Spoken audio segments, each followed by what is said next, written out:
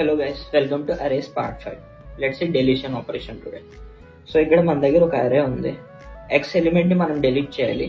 Delete చేసిన తర్వాత మిగిలిన ఎలిమెంట్స్ ని ఒక్క పొజిషన్ ముందుకు జరిపి లాస్ట్ లో స్పేస్ వదిలేయాలి.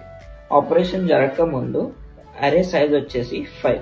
ఆపరేషన్ జరిగిన తర్వాత అరే సైజ్ వచ్చి 4 అండ్ కెపాసిటీ రెండు టైంలో 5. అదే కింద ఎగ్జాంపుల్ లో చూస్తే మనం లాస్ట్ ఎలిమెంట్ ని డెలీట్ చేస్తున్నాం, లాస్ట్ లో స్పేస్ వదిలేస్తున్నాం. సో ఈ డెలీషన్ ఫంక్షన్ చూస్తే మనం ఆర్గ్యుమెంట్స్ కింద అరేని తీసుకున్నాం, సైజ్ ఆఫ్ అరేని తీసుకున్నాం, ఏ నెంబర్ అయితే డెలీట్ చేయాలో ఆ నెంబర్ తీసుకున్నాం.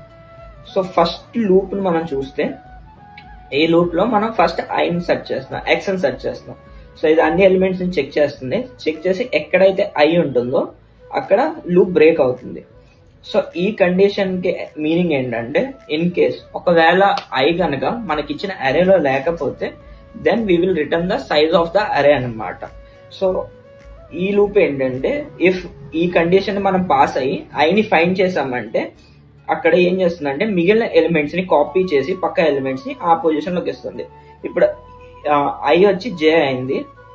సో ఆ తర్వాత n-1 అంటే సో దీని నెక్స్ట్ పాయింట్ అనమాట. దీన్ని కాపీ చేసి మనం ఇక్కడ పెడుతున్నాం. ఆ తర్వాత ఇంక్రిమెంట్ చేస్తున్నాం, ఇది జే అవుతుంది. దీన్ని కాపీ చేసి ఇక్కడ పెడుతున్నాం. So at the end operation complete అయిన తర్వాత మనం n-1 అంటే దానికన్నా తక్కువ సైజ్ అని రిటర్న్ చేస్తాం అనమాట. సో ఈ ఓవరాల్ ఆపరేషన్ పర్ఫామ్ చేసినందుకు మన టైం కాంప్లెక్సిటీ వచ్చేసి θ ఆఫ్ n అనమాట.